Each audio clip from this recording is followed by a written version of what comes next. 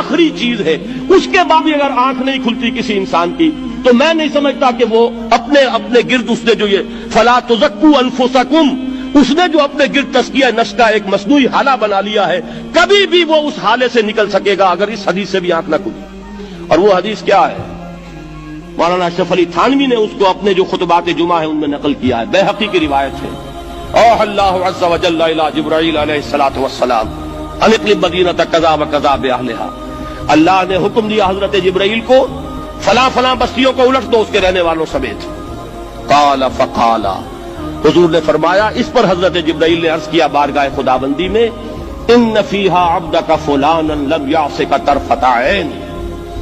پروردگار اس بستی کو الٹ دوں، اس میں تو تیرا فلاں بندہ بھی ہے جس نے کبھی پلک جھپکنے جتنی دیر بھی معصیت میں بسر نہیں کی۔ اب آپ اندازہ کیجئے، یہ جو ہے نا اپنے آپ کو رگڑنا اور مانجنا اور پوری زندگی رگڑنے میں اور مانجنے میں لگا دینا۔ ہم بعض بزرگوں کے تذکرے میں سنتے ہیں اتنے اللہ والے تھے کہ ان کا گھوڑا بھی کوئی مشکوک دانہ نہیں کھاتا تھا، اور وہ خود جو ہے وہ انگریز کی عدالت میں بیٹھے ہوئے اور انگریز کی نوکری کر رہے تھے، طاغوت کی چاکری کر رہے ہیں، انگریز کی ملازمت کر رہے ہیں، انگریز کے قانون کی تنفیذ کے اندر اعلی کار بن رہے ہیں، لیکن ذاتی تقویٰ اور ذاتی نیکی اور ذاتی للہیت جو ہے اس کا معیار یہ ہے کہ ان کا گھوڑا بھی مشکوک چارہ اور مشکوک کھانا نہیں کھا سکتا۔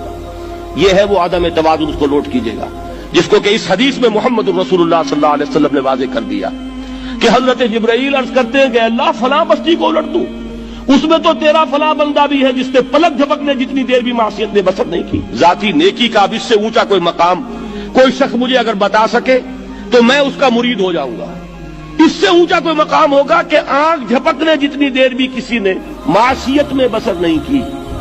ذاتی نیکی کی معراج۔ لیکن حکم کیا ہوا بارگاہ خداوندی سے؟ قال فقال، حضور نے فرمایا، اللہ تعالیٰ نے حکم دیا جبرائیل کو، اقلب علیہ وعلیہ، الٹو اس بستی کو، پہلے اس بدبخت پر پھر دوسروں پر۔ کیوں؟ فإن وجهه لم يتمعر في ساعة قط، اس لیے کہ اس کا چہرہ کبھی میری غیرت میں سرخ نہیں ہوا، اس چہرے کا رنگ نہیں بدلا۔ بے غیرت انسان، بدیاں پھیلتی رہیں، میرے دین کو روندا جاتا رہا، میری شریعت کی دھجیاں بگڑتی رہیں، عوامر کا مذاق اڑایا جاتا رہا، نواہی کے لیے دنیا کے اندر جن چیزوں سے میں نے روکا اس کے لیے فلسفے تراشے گئے، اور یہ لگا رہا مست رکھو ذکر و فکر صبح گاہی میں اسے، یہ سوائے ذاتی اپنے اس اصلاح کے اور ذاتی تقویٰ کے اور ذاتی نیکی کے اور ذاتی عبادت گزاری کے یہ میدان میں نہیں آیا، اس کا خون نہیں کھولا کبھی، اس کے چہرے کا رنگ متغیر نہیں ہوا، لہذا یہ دوہرا مجرم ہے۔ یہ ہے وہ تصور جو یہاں پر نوٹ کیجئے۔ ہاں، اس کے یہ معنی بھی نہیں ہے کہ نماز بھی نہیں پڑھ رہے، روزہ بھی نہیں رکھ رہے، اقامت دین کے کارکن ہیں، فرض نماز آ گئی ہے وہ چلی جا رہی ہے، جماعت کا کوئی اہتمام نہیں ہے۔ اب یہ دو انتہائیں ہیں، ایک انتہا یہ کہ وہ تزکیہ نفس جو ہے اسی میں وہ رگڑنے اور مانجنے کا عمل جاری ہے،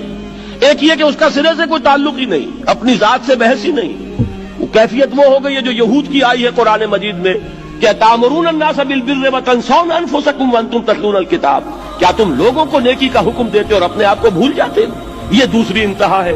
پھر وہی بات عرض کروں گا، وہی بال سے زیادہ باریک اور تلوار کی دھار سے زیادہ تیز راستہ ہے جس پہ چلنا ہوگا کہ نہ یہ ہو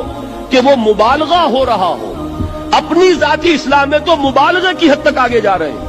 اور دوسرے یہ کہ اپنے دین کی تبلیغ و اشاعت، اقامت دین کی جد و جہد، اس کا کھانا ہی نہیں کھولا زندگی میں، وہ کھاتا ہی نہیں کھلا ہے۔